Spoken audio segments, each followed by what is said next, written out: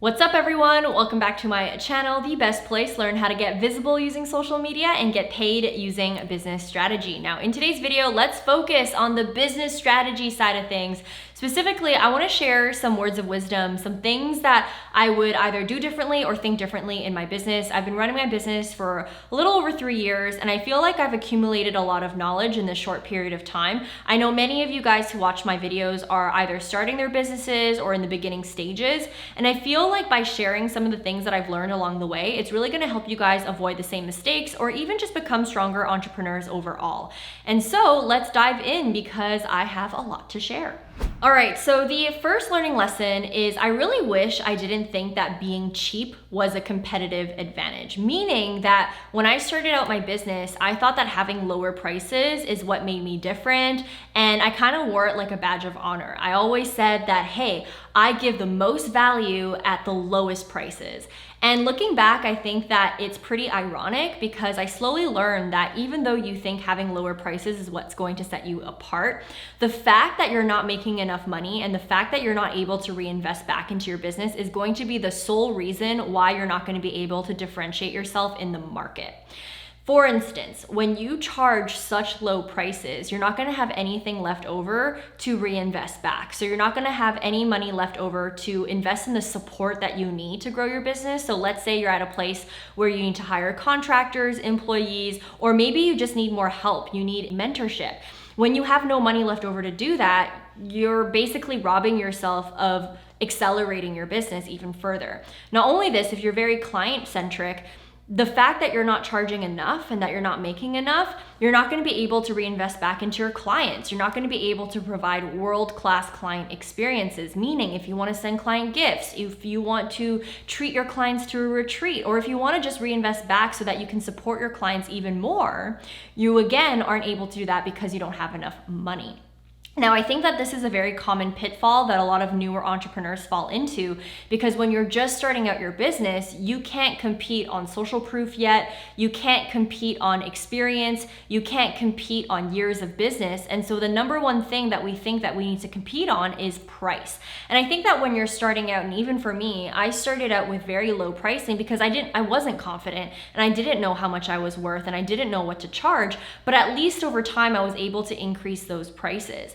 The mistake that I see a lot of people make is they stay stuck at the low pricing level, and then once they actually start trying to scale their business or grow their business, or they're trying to, hit the accelerator button on their business, they're not able to do so because there's no margin. And there's one thing that I think I heard Tony Robbins say is, when there's no margin, there's no mission. And I think a lot of us, when we start our businesses, we start because we want to provide value to other people. Even if you're just a content creator right now, you decided to be a content creator because you want to share a story or you want to teach something, whatever it is. We all have this mission that's driving why we chose to start a business, because business is not easy. It's hard. Entrepreneurship is difficult.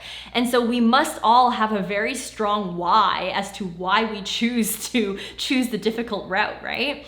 But when you don't have margin, when you don't have money, you're not able to move your mission forward. For example, there's going to be a space and time where you can't be the only person that's editing videos, helping your clients, doing all those things. You actually become the bottleneck of your business, and you need money to hire people. You need money to have those experiences. You need money in mentorship. That way you can actually move your mission forward. And I think that that's when it truly clicked for me that I needed to reevaluate my pricing.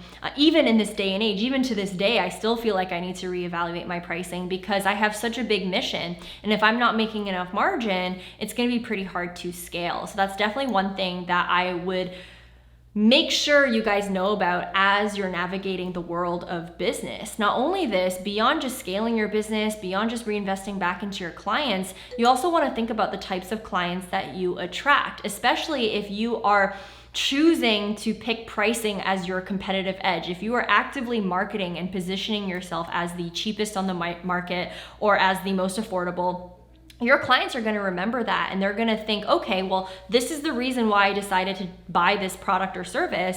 If they decide to raise the price, I'm going to wreak havoc. Oftentimes when you attract clients that solely make their decisions on price, whenever you try to increase your price, they get upset. Or if they see your competition charging lower prices, they tend to threaten you or they tend to leave. And so the loyalty is not there. And so you have to think beyond pricing. Now, here are some things that are going to set you apart. It's the value that you provide to your client and your customer, the results that they may get, or the transformation that they may get because they used your product or service, or because they followed your process, the amount of time that they save because they used your product or services. There's so many things beyond just pricing that's going to help you differentiate yourself in the market. And so I really urge you, especially if you're a newer entrepreneur, or maybe you're a more seasoned entrepreneur, to just think about that the next time you believe that being cheap is your competitive advantage, because I guarantee you it's not, and it's actually going to cause you not to have a competitive advantage in the long run. Now, moving on to the second thing that I would do differently about my business, or that I would think differently about my business if I were to go back in time, and that is focusing more on addressing some of my mindset issues rather than only focusing on strategy. Now, oftentimes when a business is struggling or plateauing, we often, as business owners, think that we're missing a skill, or we're missing out on a strategy, or we're missing some piece of information that's causing us to not be able to grow our businesses. But the reality is that what's preventing your business from growing is likely the psychology of the business owner, meaning your business is only as strong as where you've taken your personal development. For example, let's say you're someone who thinks that money is bad, or people who have a lot of money are bad and evil. Well, what's going to end up happening is over time in your business, you're going to find it challenging to increase your own prices or ask for more, whether that's asking more from your clients, asking more from your employees, or asking more from your collaborators or partners. These things are going to be challenging for you, and therefore it's going to be hard for you to scale up your business. Or let's say you're someone who believes that you're not good enough. Well, what's going to end up happening is you're going to end up over-delivering for so many of the wrong reasons, causing inefficiencies in your business and causing burnout. Then you're going to be an entrepreneur who will never have a minimalist life and who will never be able to truly have time off. This is what happened to me. I had a core belief that I wasn't good enough, and a lot of this came from childhood. A lot of it came from how I was conditioned. And therefore, for my programs, for my content, for my business, just everything I did, I constantly tried to over-deliver because I was scared that just showing up wasn't enough. And that caused a lot of burnout for me, and it also caused a lot of inefficiencies in my business that prevented me from actually scaling up. Now, here's another example. Let's say you're someone who struggles with having lack of control, or maybe you're a perfectionist, or maybe you're someone who has a little bit of trust issues. Well, how that's going to end up showing up in your business is you're going to struggle a lot with outsourcing, with managing a team, and you may end up being a micromanager. And what ends up happening when you do that is you have the potential of crushing any type of innovation that any team member brings forward to you, and you may also double up on work and create, again, a lot of inefficiencies. And therefore, when you actually start thinking about scaling and growing and taking your business to the next income level, it's going to be a lot harder for you versus someone who has already addressed a lot of these issues. And so what I'm trying to say all in all is that if I could go back in time, instead of only hyper-focusing on the latest strategy, the latest marketing tactic, or the latest sales tactic, I spent a little bit more time investing in therapy or reading books or journaling, mindset coaching, these things that will help me become more self-aware as an entrepreneur so that I can identify what's triggering me, what are my gaps, where are my shortcomings, what was my childhood like, and how did that condition the way that I think today and the actions that I take today. And what can I reprogram in my mind so that I can take my business and my team and my audience and clients to the next level? Because what you have to realize is that as the business owner, it all starts with you. You are the leader of this organization, and the things that you do not address within your psychology, within your mindset, is going to end up trickling down to your team and your customers. And that's why if I were to go back in time, I would invest more time and resources into this aspect of my life and business. Now, moving on to the third thing that I wish I did differently, especially a lot sooner in my business, is recognizing that good content is good content and not constantly feeling pressure to reinvent the wheel. And so specifically what I mean by this is For a very long time in my business, I always felt like I needed to create new content, come up with new ideas, and that kind of led to me burning out a lot more often than I do now. And a lot of that, again, came from the insecurities that I shared previously, where I talked about how I always felt like I wasn't good enough and I always felt like I needed to over-deliver. And how that translated into my business is every time I created content for YouTube, for Instagram, for anything, I would always put unnecessary pressure on myself to come up with new ideas, reinvent the wheel, do something different. And slowly but surely, I realized this way of thinking and this way of doing clearly wasn't working out for me, because I was being incredibly inefficient, I was burning out, and I just wasn't feeling good about myself as a content creator. But also, I slowly realized that good content is good content. And when I look back at the archives, when I look back at my old captions, when I look back at my old YouTube videos, there are so many things that I could resurface, repackage, and repurpose today. Because what you have to realize is that as a business owner on social media, as a content creator, you're always increasing the amount of followers that you're getting. You're always increasing your reach and visibility. Every single day, there's at least one person who has never engaged in your content before that's finding you for the first time.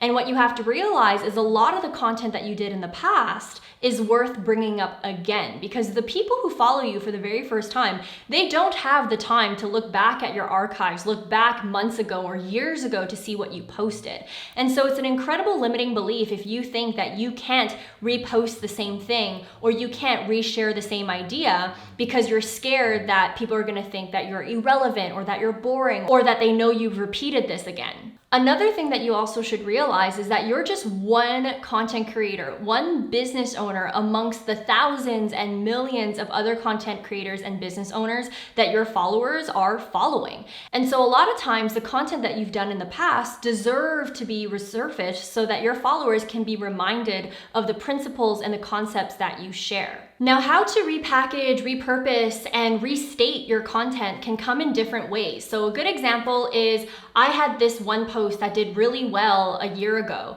And what I did is I literally reposted the exact same post and it performed even better or equally the same.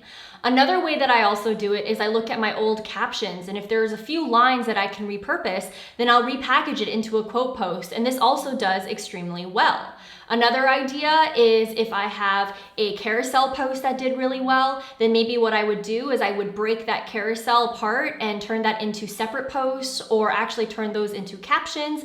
There are so many different ways that you can repurpose, repackage, and restate your content. Another idea that I have for you, especially if you're a YouTuber, is if you have a video that's 30 minutes long, what you could do is take pieces of that video and break it apart into 3 10-minute videos. Now you have 3 pieces of new content, even though you didn't necessarily reinvent the wheel. A lot of these things are things that I focused a lot more now in order to actually scale up my business. Because at the end of the day, there are so many new ideas that you can come up with, and you cannot neglect the fact that the content that you posted months ago or weeks ago or years ago is still really good content that deserves to be reminded of. Not only this, another thing to note is that oftentimes you have to repeat a similar concept in different language, in different ways, in order for different people to understand it. Because at the heart of it, different people have different ways that they like to learn. Maybe some people like to learn from a video format.